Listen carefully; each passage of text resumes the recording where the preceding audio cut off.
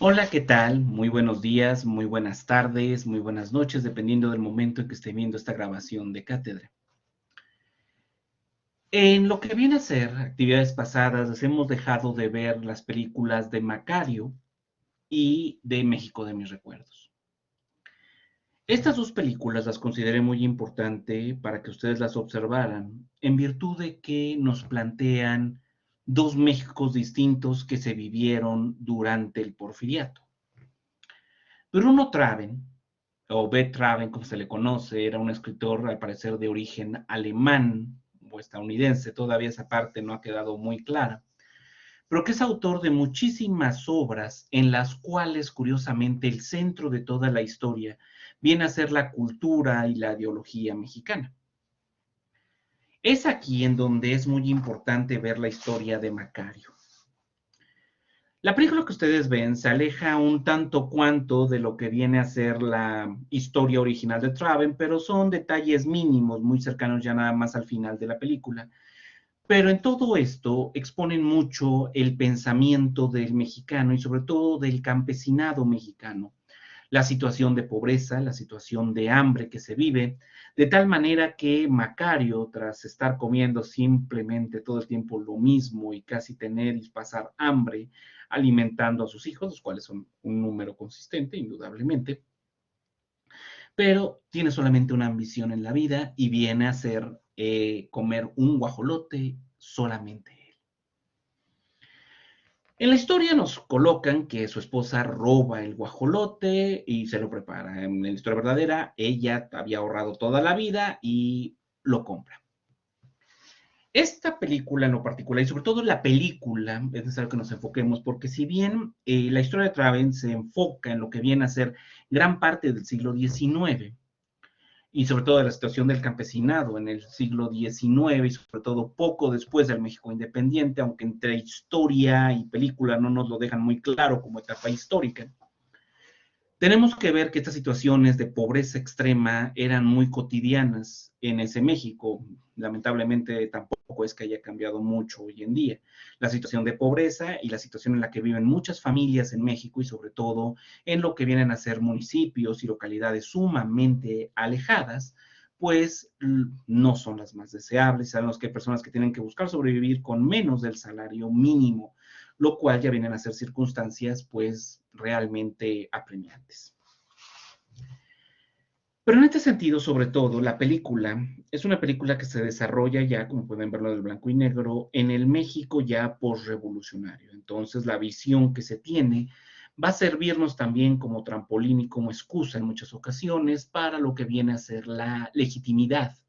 de los gobiernos postrevolucionarios, los cuales se escudaban siempre en una revolución que seguía su marcha, una revolución todo el tiempo tenaz y actual, incluso en lo que vienen a ser los años 80 todavía, de lo que viene a ser el siglo XX. Entonces, en esto era parte del discurso oficialista que se manejaba. Una situación que hay con una tarea que hemos planteado la maestra Ivonne y yo sería también una situación de mucha reflexión respecto a, pues sobre todo, personajes que se han visto más ensalzados incluso en épocas actuales. Pero bien, Macario nos plantea esta situación de pobreza, bien está este enfrentamiento con Dios, con el diablo, en las situaciones de lo que cada uno le ofrece, en el resentimiento que normalmente el mexicano más pobre tiene en muchas ocasiones con respecto a situaciones de la vida diaria y de la situación de pobreza y de miseria en la que vive, reclamando por una parte a Dios y por el otro lado rechazando y desconfiando siempre del rico encarnado, sobre todo en el diablo.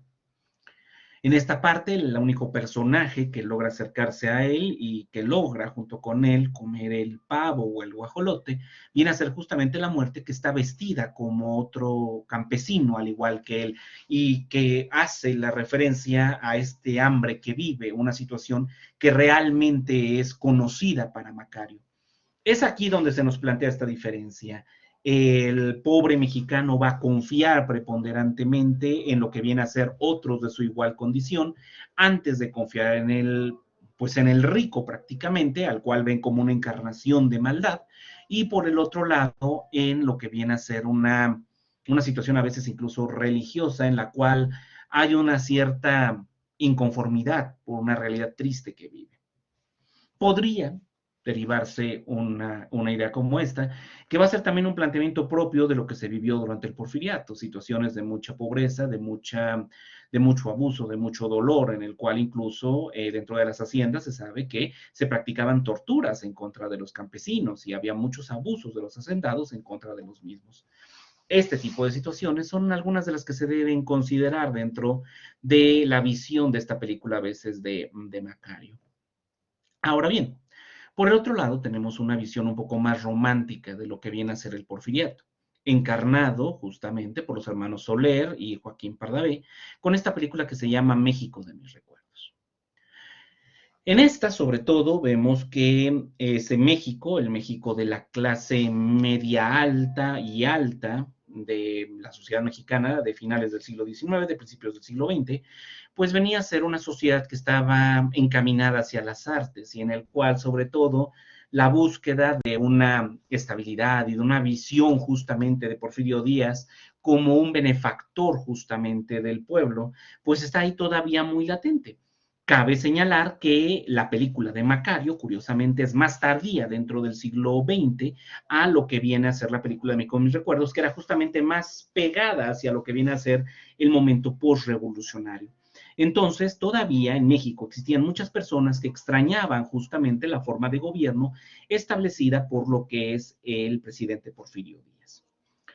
Así pues, vemos este final de la película de México de mis recuerdos, en el que el general Díaz se va en el Ipiranga, se despide prácticamente de México, y lo que vienen a hacer los mexicanos que se han quedado, pues están tristes y lamentan justamente la salida de don Porfirio y con él, pues prácticamente la muerte de una época que consideran de mucho beneficio para México.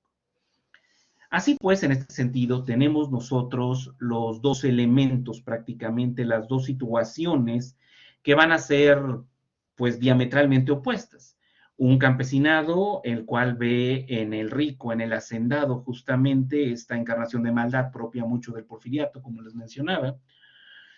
y otra en la cual el porfiriato se ve con beneficios, se ve de una manera incluso romántica. La verdad es que sí, el porfiriato, dentro de lo que vienen a ser los elementos económicos, los elementos industriales, pues vino a ser un momento de mucho avance, de mucho beneficio. Pero el costo social que tuvo también existió y también está latente, de tal manera que fue una de las protestas principales y sobre todo esta situación de no respeto hacia los derechos sociales, unos derechos sociales que comenzaban ya a observarse en Europa porque la revolución industrial se presentó inicialmente en Europa y que llegó de manera más tardía hacia lo que viene a ser México. Entonces, esta situación incluso de una revolución industrial, pues trajo aún mayor pobreza. Tenemos que verlo tal cual, el tránsito de muchas personas que pasaron del campo hacia la ciudad, pues un malbaratamiento, desgraciadamente, de lo que vino a ser la mano de obra por parte de obreros, los cuales al momento de reclamar derechos, pues en muchas ocasiones se encontraban esas solicitudes, esos reclamos, pues sumamente apagados con violencia, como vienen a ser justamente las huelgas de Río Blanco y de Cananea, de muy triste recuerdo, indiscutiblemente, pero que normalmente se han señalado más hacia lo que viene a ser Porfirio Díaz que hacia lo que eran tal cual industriales que con su propio dinero pagaron guardias blancas, un equivalente de hoy en día de los guardias de seguridad privada, y que con el armamento necesario, pues lógicamente apagaron estos conflictos de una manera muy rápida, buscando evitar que la idea del sindicalismo permeara.